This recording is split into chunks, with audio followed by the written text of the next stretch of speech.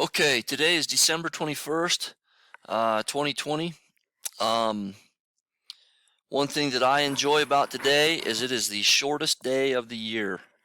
Not that I enjoy that, but I enjoy knowing that from here on out, moving forward for the next several months, we're going to get more and more daylight each day. So that's always a nice thing. That's one thing that I kind of have a hard time with is just leaving in the morning when it's dark and getting home when it's dark. I enjoy being able to have some sunlight to do what I want to do. So today is December 21st, the winter solstice, and we are to a short week. We have a short week this week, going into Christmas break, half day on Wednesday. So here's the plan for this week. We will have videos and some assignments for today and tomorrow. Tomorrow, for those of you who are in school, I won't be here. I will have a sub, so I'll make sure that we have a so that we have a video. I'll make sure that we have a video ready and ready to go for you. Um, One thing I want to go over really quick, some of you missed some points this last week on your student application, okay? Some of you didn't even log in. That's not good. So you got a 0 out of 10 on that. There's no way for you to make that up other than if you want to get on this week and spend some extra time, go longer than your 10 minutes. I could possibly give you some extra credit for that. Make sure that you're logging into the student application. Okay, for the most part, everybody did really well, but just make sure that you're doing that, spending time doing that. Also, your independent reading. Make sure that you're doing your independent reading and passing some quizzes. Okay, to help us get that word count up. In a minute, we'll go check that out. Okay, for today's lesson, we are working on page 100. Okay, page 100 and 101 is all about conservation. Your due now will be an experience that would have a positive impact on my life is blank. Okay, so that will be your due now for today. And now looking at this concept organizer, discuss the concept of conservation. Then complete the concept organizer. Okay, so when you conserve something, that means that you use the resources wisely. Okay, so for example, in wildlife we talk about wildlife conservation. Okay, the amount of deer tags and elk tags and upland game tags that they give out needs to be in a plan to conserve wildlife, right? They can't just give out so many tags that hunters just go deplete everything that we have, right? Okay, but at the same time, they want to give out enough tags so that they can control the herds. Many of you know that deer can be a nuisance to crops, elk can be a nuisance to crops, things like that. So that's what it is to conserve. Okay, if we are in a drought, and we would need to conserve what? Water, right? We would need to conserve water. So, conserving, I always yawn this time of morning, sorry. To conserve water would mean that we would only use the amount that we need, right? Okay, so people can aid in the conservation of forests by planting new trees. Okay, so conservation of forests by planting new trees.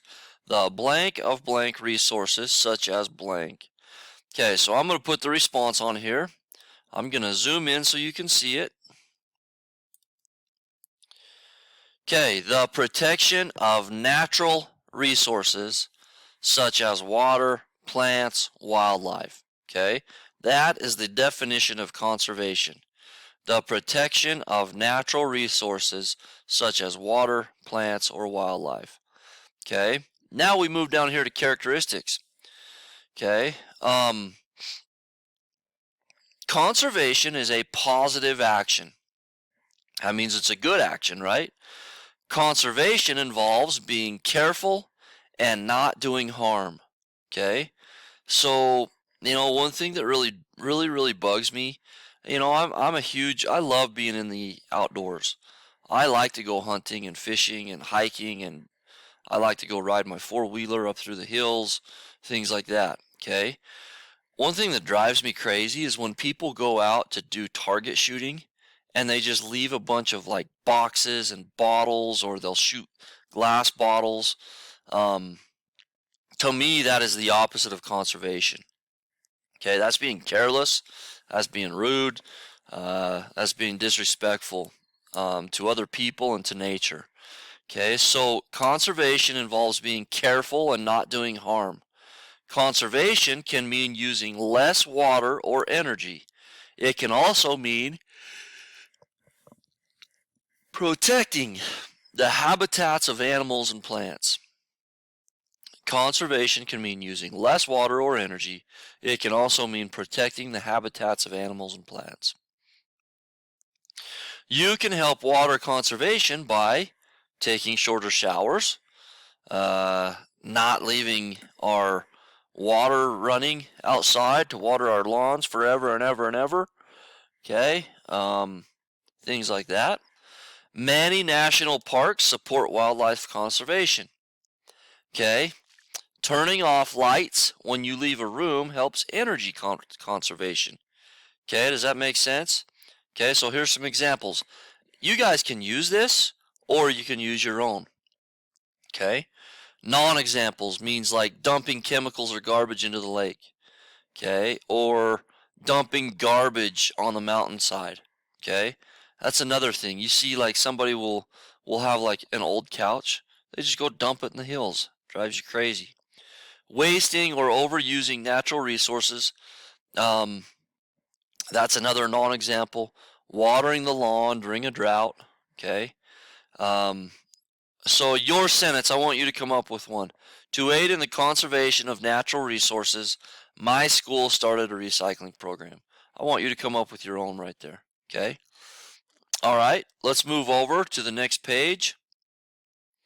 I better shrink this down. Actually, no. But there.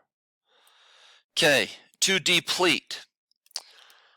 First thing I want you guys to do is go through, mark these a 1, 2, 3, or 4, whether you know them or don't know them. Okay?